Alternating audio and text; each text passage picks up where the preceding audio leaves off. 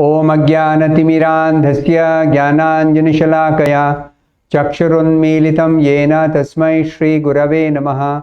नमः ओं विष्णुपादाय कृष्णप्रेष्ठाय भूतले श्रीमते भक्तिवेदान्तस्वामिन्निति नामिने।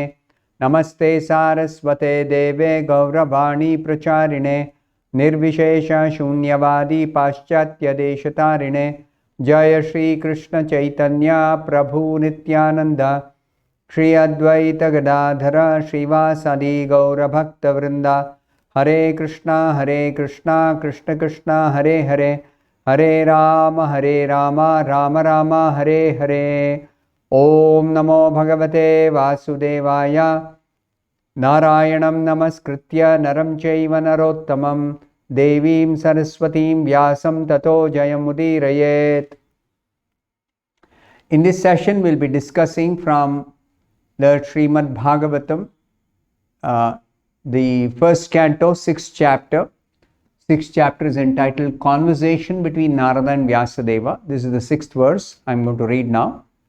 Ekatmaja me janani yoshin moodha cha kinkari mayi atmaje ananyagatau chakre sneha anubandhanam. The meaning of this verse is, I was the only son of my mother, who was not only a simple woman but a maidservant as well. Since I was her only offspring, she had no other alternative for protection. She bound me with the tie of affection.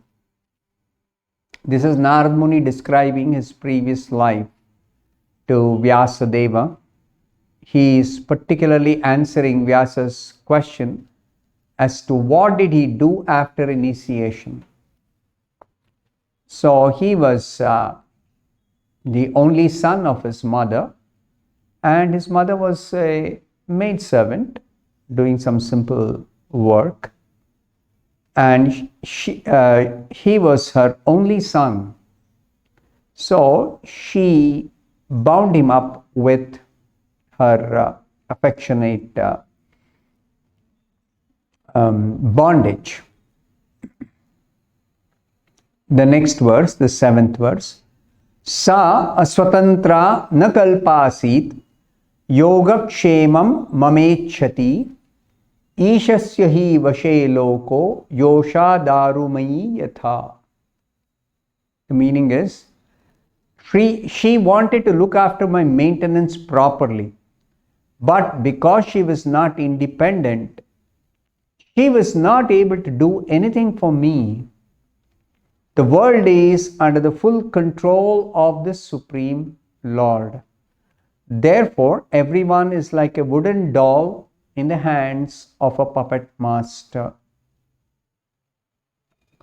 So, Narad Muni is explaining that the mother was having a plan to look after this boy very nicely. But we should always remember, none of us in this world are independent. The world is under the full control, complete control of the Supreme Lord. It is described here, therefore everyone is like a wooden doll in the hands of a puppet master. So does it mean that what can we do? Whatever happens is completely under the control of the Supreme Lord. So we are kind of totally helpless. This sort of understanding is not the correct understanding. What is the correct understanding? The Lord is in full control. Yes, that's a fact. But He also has given each of the human beings, particularly, a little free will, little independence. And we have to become responsible in properly utilizing the tiny amount of independence. Now, this use of independence is dependent on our desires, in what way we want to cultivate desires for our existence. So, depending on the desires and depending on our past karma, the Supreme Lord arranges everything for a person, for each one of us. So ultimately the Supreme Lord is in control, but our specific enjoyment and suffering is due to our own actions, our desires. It is not imposed by the Lord. Desires are not imposed. Activities are not imposed. So, therefore, we have to carefully understand the statement here that we are not independent, that whatever we want we can do. No. There is always a control, the supreme control, not just a control, but the supreme control of the Supreme Lord, that we are bound up based on our past actions and based on our desires to have a certain freedom within a boundary. We are not having any absolute freedom. Absolute freedom belongs only to the Supreme Lord and nobody else.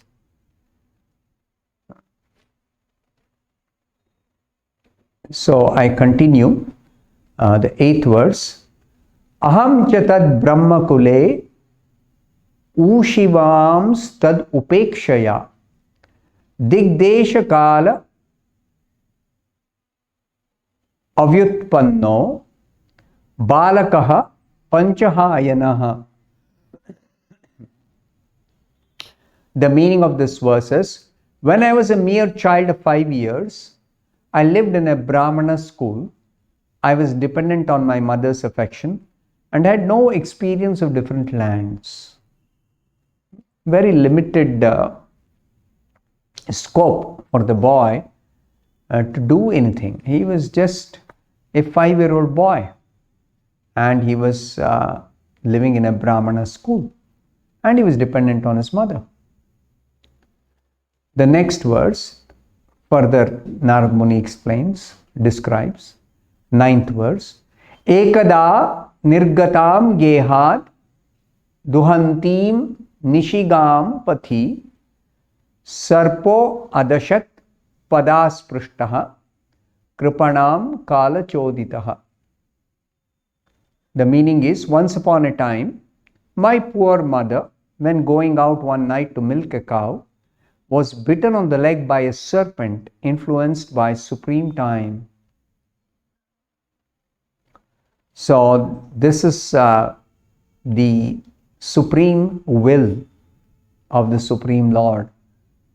So Srila Prabhupada explains, that is the way of dragging a sincere soul nearer to God. The boy was bound up by his mother's affection, but to release him from that bondage, the Lord has arranged something. What is that? The poor boy was being looked after only by his affectionate mother, and yet the mother was taken away from the world by the supreme will in order to put him completely at the mercy of the Lord. See, this is described here as the Lord's mercy upon this soul, Narada, in his previous life.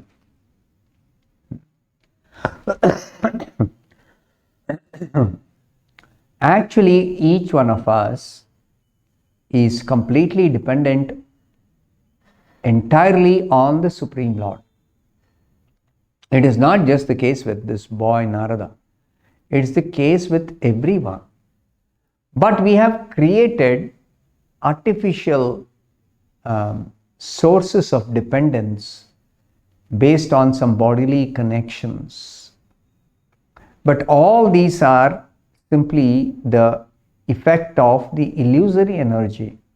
The body itself is the arrangement of the illusory energy. So, what to speak of the bodily connections? They are all completely governed by Kala, Karma, Guna. So, there is no certainty how long a certain relationship will exist and what will be the outcome of a certain relationship at a certain time. Nobody can actually predict or make a definite plan, though we try to make so many plans, but all such plans are ultimately nullified by the action of the supreme time. So the boy was having only his mother, and the mother was taken away so that he could completely come to depend upon the Supreme Lord, who is the only available shelter ultimately, and nobody else is the shelter. The 10th verse, Tada tadaham ishasya bhaktanam sham abhipsatah anugraham manyamanah pratishtham disham uttaram. The meaning is, I took this as the special mercy of the Lord, who always desires benediction for his devotees. And so thinking, I started for the north. So, Srila Prabhupada explains, confidential devotees of the Lord see in every step a benedictory direction of the Lord. What is considered to be an odd or difficult moment in the mundane sense is accepted as a special mercy of the Lord. This is the position of a devotee. This boy was initiated, instructed, and enlightened by the sages, even when he was a very small boy. But he could understand, oh, now that my mother is taken away from me, who is there for me other than the Supreme Lord? Nobody else. And therefore, this boy thought that it's the Lord's mercy that I have been placed in a situation where I exclusively have to depend on him. And he understood that the Lord has freed him from this bondage. And as he was directed or instructed by the sages, he actually started towards the north. North means going to the Himalayas for exclusively meditating upon the Supreme Lord as directed by the saintly persons.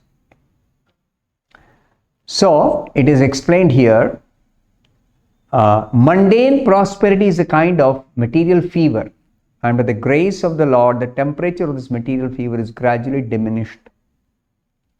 So, what we calculate according to our material calculation, that is not the proper understanding from the spiritual perspective. Just like fever is to be reduced, it's a symptom of an unhealthy body. Similarly, material prosperity which may make us attached materially or bound materially is like a fever, unhealthy condition. So when it comes down, then that we come out of the bondage, material bondage. And that's what happened to Narad Muni. Of course, people do not understand this. Ordinary people do not understand this. It's only spiritual perspective which helps us understand this situation. So I'll stop here. Thank you very much. Hare Krishna.